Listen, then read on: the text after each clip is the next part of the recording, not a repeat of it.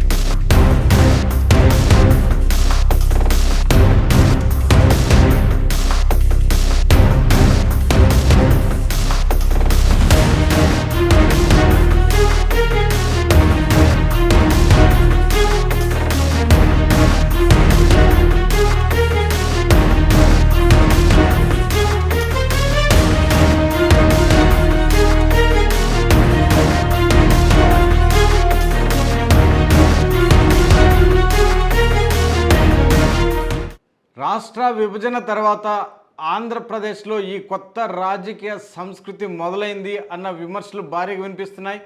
అధికారం మారినప్పుడల్లా, పాలకుల ముఖాలు మారుతున్నప్పుడల్లా ప్రతిపక్షాలకు పెట్టే ఆంక్షల పద్ధతి మాత్రం మారడం లేదు అన్న విమర్శలు అయితే భారీగా వినిపిస్తున్నాయి.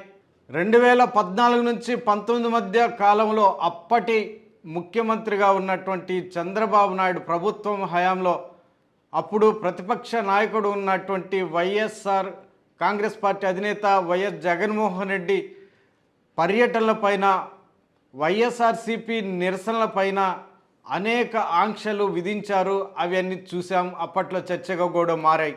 తీరా 2019లో అధికారంలోకి వచ్చిన తర్వాత వైసీపీ ఆ పార్టీ నాయకుడు వైఎస్ జగన్మోహన్ రెడ్డి ప్రభుత్వం వ్యవహరించినటువంటి తీరు కూడా అప్పట్లో చర్చనీయాంశంగా మారింది.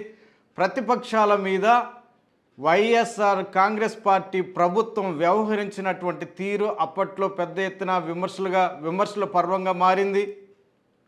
ఒక అడుగు ముందుకేసి మరిన్ని ఆంక్షలు విధించే ప్రయత్నాలు చేసింది అన్న విమర్శలు వచ్చాయి. అప్పటి ప్రతిపక్ష నాయకుడు నారా చంద్రబాబు నాయుడు కానీ, అప్పటి ముఖ్య నాయకుడిగా ఉన్నటువంటి నారా లోకేష్ కానీ, జనసేన పార్టీ అధినేత పవన్ కళ్యాణ్ కానీ వాళ్ళు చేసే పర్యటన పైన ఆంక్షలు విధించడం కూడా అప్పట్లో చర్చనీయాంశంగా మారింది, విమర్శల పర్వంగా మారింది. వాళ్ళ కోసం అంటే ప్రతిపక్ష నాయకుల పర్యటనలను అడ్డుకోవడం కోసం ఏకంగా ప్రభుత్వ ఉత్తర్వులను కూడా తెరపైకి తీసుకురావడం అప్పుడు విమర్శల పర్వంగా మారింది. దీనిపైన అనేక మంది నాయకులు హైకోర్టును ఆశ్రయించడం కూడా చర్చగా మారింది. దానిని నిలుపుదల చేస్తూ హైకోర్టు ఇచ్చిన తీర్పు కూడా అప్పుడు చర్చనీయాంశంగా మారింది. మైకులు పెట్టొద్దు, హోటల్ గదుల్లో నిర్బంధించడం, ఇవన్నీ కూడా అప్పట్లో బాగా చర్చనీయాంశంగా మారాయి. 2024 తర్వాత ఈ పరిస్థితి మరీ తీవ్ర రూపం దాల్చింది అన్న చర్చ వచ్చింది. చర్చ ఇప్పుడు ఆంధ్రప్రదేశ్ రాష్ట్ర వ్యాప్తంగా నడుస్తుంది. ప్రస్తుతం ప్రతిపక్షంలో ఉన్నటువంటి వైఎస్ఆర్ కాంగ్రెస్ పార్టీ నాయకులు, ఆ పార్టీ అధినేత వైఎస్ జగన్మోహన్ రెడ్డి రాష్ట్ర వ్యాప్తంగా చేస్తున్నటువంటి పర్యటన పైన కానీ, బాధితులను పరామర్శించి వాళ్ళ పక్కన నిలబడి వాళ్ళ సమస్యలపైన గొంతెత్తే అంశంలో కానీ, ఇలా ప్రతిపక్షాల గొంతు నొక్కే ప్రయత్నంలో భాగంగా అనేక ఆంక్షలు విధిస్తోంది అన్న విమర్శలు భారీగా వినిపిస్తున్నాయి. మరి ముఖ్యంగా కాన్వాయ్కి సంబంధించినటువంటి వాహనాలను కుదింపు చేయాలన్న ఆంక్షలు, నిర్ణీత సంఖ్యలోనే కార్యకర్తలు కానీ నాయకులు కానీ హాజరు కావాలని విధిస్తున్నటువంటి ఆంక్షలు, శాంతి భద్రతల పేరుతో శాంతి భద్రతలకు విఘాతం కలుగుతుంది అన్న అంశాలను తెరపైకి తీసుకొచ్చి ప్రతిపక్ష నాయకులకు పెడుతున్నటువంటి ఆంక్షలు ఇప్పుడు రాష్ట్ర వ్యాప్తంగా చర్చనీయాంశంగా మారాయి. ఇది వరకు అంటే ఈ మధ్య కాలంలోనే మాజీ ముఖ్యమంత్రి వైఎస్ జగన్మోహన్ రెడ్డి వైజాగ్ పర్యటనకు వెళ్ళారు. అక్కడ మత్స్యకారుల బాధితులను పరామర్శించి మాట్లాడే ప్రయత్నం చేశారు. అక్కడ సముద్రంలో పడవ బోల్తా పడినటువంటి ఘటనలో 6 ప్రాణాలు కోల్పోవడము, ఆ సందర్భంగా జగన్మోహన్ రెడ్డి అక్కడికి వెళ్ళడం, బాధితులను పరామర్శించడము, ప్రభుత్వం వారి పట్ల వ్యవహరిస్తున్నటువంటి తీరుని విమర్శించే ప్రయత్నం చేయడము, వాళ్ళకి ఎక్స్గ్రేషియా ₹1 కోటి ఇవ్వాలని డిమాండ్ చేయడము, ఇవన్నీ కూడా అప్పట్లో జరిగాయి. ఆ సందర్భంగా పోలీసులు ఎలాంటి ఆంక్షలు విధించలేదు అన్న చర్చ ఉంది. ఆ తర్వాత భీమవరం అక్వా రైతుల సమస్యల మీద స్పందించే ప్రయత్నం చేశారు. అక్కడికి వెళ్ళినటువంటి జగన్మోహన్ రెడ్డి పర్యటనకు పోలీసులు ఎలాంటి ఆంక్షలు విధించలేదు అన్న చర్చ కూడా ఉంది. ఇటీవల జగన్మోహన్ రెడ్డి చేపట్టినటువంటి ఈ 2 పర్యటనలకు లేని ఆంక్షలు, సీదిరి అప్పలరాజును జైల్లో ములాఖత్ కావడానికి ఎందుకు జగన్ చేసినటువంటి పర్యటనలో ఎందుకు ఆంక్షలు విధించారు అన్నది ఇక్కడ కీలకమైనటువంటి చర్చగా మారింది. గతంలో కూడా అనేక పర్యటనలు చేశారు జగన్మోహన్ రెడ్డి. పల్నాడు పర్యటన కానీ, గుంటూరు పర్యటన కానీ, అనంతపురం పర్యటనలు కానీ ఇవన్నీ చేస్తూ వచ్చారు.